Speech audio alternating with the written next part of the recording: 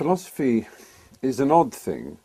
When we use the word in everyday speech, you sometimes hear it hilariously. They say, it's never good to be late. That's my philosophy.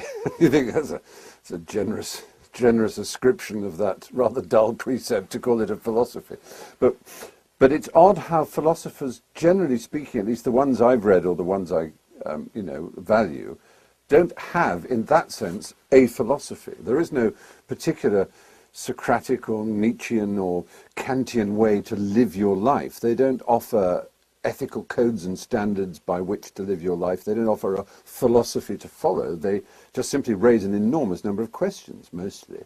So in the sense that you put the question, is there a philosopher that's important to me? Well, I loved really the sort of Bertrand Russell grand sort of tour of philosophy, the history of philosophy from the pre-Socratics, as they're called, Zeno and so on, through to Socrates and Plato and then Aristotle. I never quite liked Aristotle.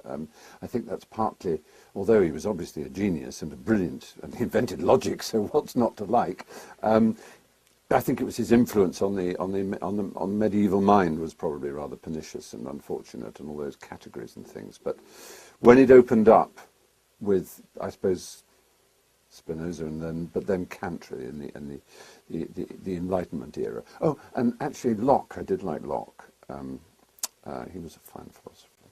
But they don't, I mean, what's so great about them is that they just, they're quite scary when you think of the word philosopher, and especially if it's logic and symbolic logic, and you get onto Hegelian philosophy. It's incredibly difficult to read, I find, and you follow for about, it's like trying to grab a salmon, the harder you clutch at it, the more it slips out of your hand, and whoa, it's gone, and you chase it again, and what was that?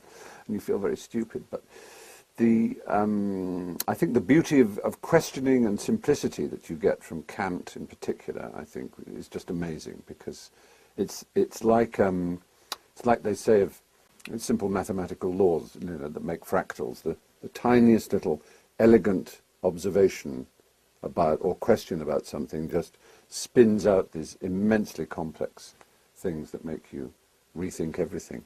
So yes, I think philosophy is a really important dimension, but I think in our age we tend to be rather sloppy about it.